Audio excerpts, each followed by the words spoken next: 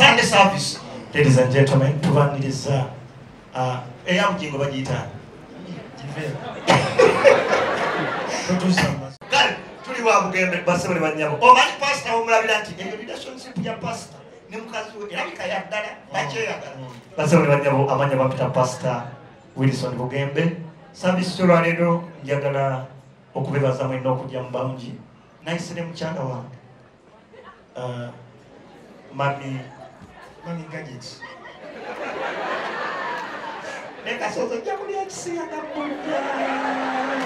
ndabo kiyito tuite kisiyaga wallahi sijja ate twena omwezi kuli twabadde nedala itakwe kyashi yayi basene banyawo twabasirika twabadde nedala twatuyingira airport wetu Maulana nakwanga bakaga tegera mangu eno sinze Maulana gwe kafe endala ndi gwe kafe basi bali banyamwe bali kujja ku mukolo wa ku service ya lero Pastor Wilson Bugembe mami kajja babuze ko nga service tena tandika obugambo kambubi abagana mkama afe basi awechitiwa Yesu mkama mulungi awechitiwa nyaba bategeeza nze n'omwami wange tweyagala era mukama atukozeemu omulimu banainzi bewane bupeke nde sifuna ku musajja asinga ono sijja kuba peke tomanyi basebe banyabo omwe bali kwagala church yaffe ya Wilson Bugembe yadde yalwawo okuwasa naye yafuna nze mukama abakuume abeere mbeere bulungi amen abo beyagala chacho la pastor yagala ki tugende mu yabugingo tuddeyo fa kwoli naawe sorry ajja kwekwaza ebintu ebiganye bingi pentagoni ganye nawe kale basabwe banyabo amanya Pastor Kisitu ku Hill Center Deliverance and Healness Service Center in the Apostles Ministry. Nina ebyokwogera ko bingi ku service ya lero satambudde nzekka naye olw'okufunda bw'obudde haleluya olw'okufunda obudde omwana w'ettendo omwana w'ettendo amen owet mukama katonda mulungi atya ninda kwogerayo yogera ki haleluya amen haleluya amen bw'obugambo bwembadde nabo mukama abampera omukisa tweyanza kati siyogere ate oyogera kyamukkiriza okwogera kyekyali mu kanisa yakyali wabbe owapamba tomanyi era gwe nkunnyonnyola enti tewaliiwo wali mukomera ndabe makona makona gye bali kalwaka makona naye omuntu wano kyaza programu yakukuba takisi makisa nabanyi makona atama kakuna nitabize mpaayo obutebe busatu ayembwa erindi adveran profession obuuza otya omuntu n'omulangira batugamba osiza abaana sirimu ayina engeri gy'ayanjula abantu ey'ekisiru jangu nkwanjulemu jangu makona tukwanjulemu ndakwanjulenga makona mwebala kulaba ankati kalakata olwo gwenkyaziza olwaleero mbu agenda mu paliamenti nze makona kigambibwa basobole banyabo nze aliye banti jangu makona mutuweyo microphone endala kigambibwa sogosirike makona akwanjula azisiriiwo basuza makona gira okola tujje kanzije nina yanyanjula naye kanzije ita omwomu Seruganda soko komo katono Seruganda ita omwomu wetu nakolera abantu oba kale swaleti oli ku TV swaleti oli ku TV oyita omwomu nze ogenda kunjogerako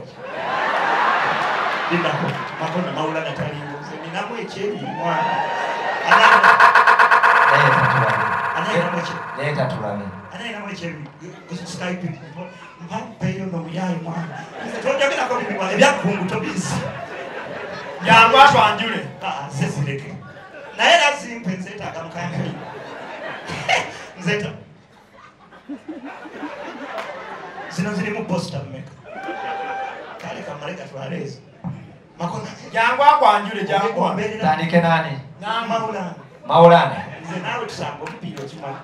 ewankulukulu leta chebi tandike ne Maulana tandika ne Maulana kale tobaniriza nkolera abantu kolera abantu nkolera abantu kale tuli live ku Sanyuka TV tubaniriza ku Crossfire olunaku lwa Sunday sawa 3 paka sawa 4 era nga mukimanyi nti no Crossfire tubaleetera abantu ab'enjawulo ab'enkizo wabula guno omulundi bano abasajja bembaleetedde oba shoyo olwaleero yanjawulomukko bano bembaleetedde be bamu ku basajja abasinga obuseegu ku intaneti kigambibwa mbu omu ku bo Maulana Kasozi ekyamusibya kuzaalazaala nnyo nabutalabirira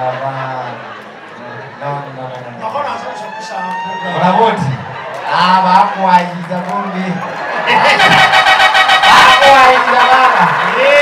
musiramu abasajja bawayiza Crossfire bagamba sebataga bakuwayiza olwo musajja mulungi ekyamutwala mukolera bayimba kanange bampayiriza ejjinja lyaki kwekuumisa wenkuuma kuki Goliath sawa yonna Goliath tugenda maaso yangira program kigambibwa mbu ono omusajja mu masannyalaze mulungi nnyo simutagamba era bwomutuukirira amasannyalaze ne munange mwanjule naye ajje ewabe tafaali eryejjinja taata kenyanyule munno omulala gwembaleetera Raini linda munyanjule omulala Raini ono omuvubuka abuzaabuza tetumanyi muvubuka oba musajja mukulu wabula ali wakati w'emyaka 3 ku 5 kigambibwa mbu ono naye ebyamusibya ebimukubyo akalulu tajjako akalulu ajjako oli otya makona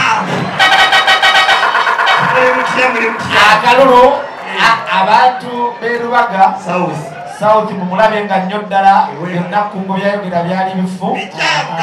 bikyamu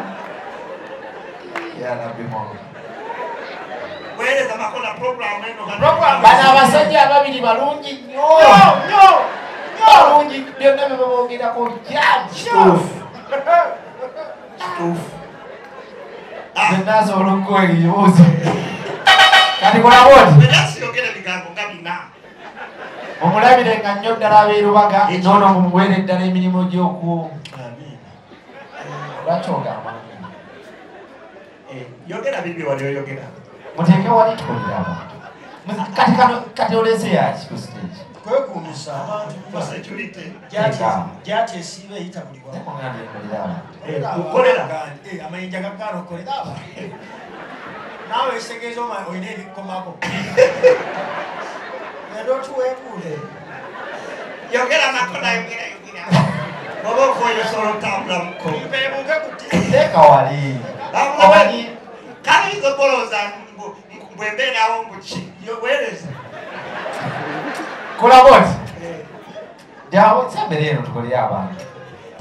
kati olale bakwata ate ejambi yawe okkirizibwa ogendako omulango gwoteyagalidde banaye mutukkirize tusooke tugendeko omulango akawambe tugenda kudda enywe ku lundo lw'amazzi naye njagala mbabuulire bino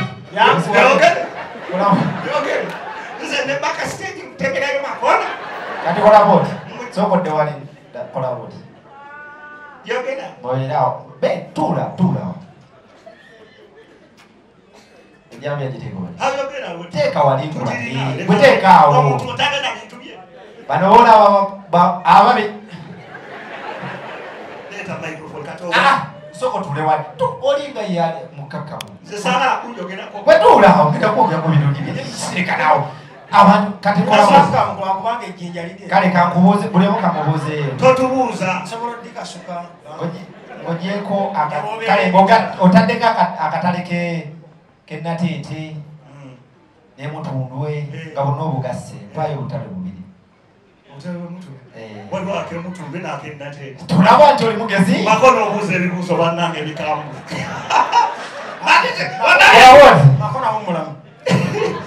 bano abasajja ababiri basirusiru bonna babasiba mubyebuuze bali sidda tugende nga najambiya zake tewemenya kati kuba kunga tewagenda nejambi nakabimanya nogenda n'omumwabo notukulu nse nkugambye ndino tulo tugeze nze kungu ani kungu muddugavu mulala kati nga nzaani nze nsirwala ebiryo era oza abantu basiriwadde tebawula ani mawulana nze kungu pakati twono kungu mpati tu basibe ne banyabo olwaleero tukyazizza omukulu Lubega Obedi era nga yeesimbyewo ku kyalubaga saakogerako ne mawulana nga kunguta nabakoge sogoje kati nkyali kungu saba njogerako ne kasozi mawulana taliiwo wali tulasaba naawe owadde oyagala kimukuuleyo njogera naye kungu njagala mawulana yasula obuvunaanyizibwamu omwamba ki beera mumwana kale beera mumwana tukomyewo ku NBS esokoleke abantu tebeesigwa omanyi obeeri nga kunga omuwadde ebibuuzo byombuuza ki ombuuza kugulu atwagala bategeeza nga wetuyimiridde 226 kwesimbawo honale bulungi bali abantu bogenda okiikirira kwegamba akabonero okoseza jambiya ansogenzemu njogereko ne mawulana edaki ngaakoye sabantire njogereko ne mawulana edakiika biri byoliko naawe nakambye kumbuuza ati jankungu ku interview ondabisa ate nze kungu mbereramu kale jangu gwe mawulana yefudde kungu uteweyogeza byakisuma jangu wesiogera kumbuuza ati kasoka ozibire jangu twagadde kumbuuza kina kubuuza ku bbiro za palia ezo zireke saaliyo nga baziyisa mpa kale jangu bayisa bintu byawe tebinkwata kale jangu jangira kubeera kuki yasokodde mawulana kumbuuza ati nzimuyindi naawe zikyali oyinza okuva musobola jangu ate nze basajja mivule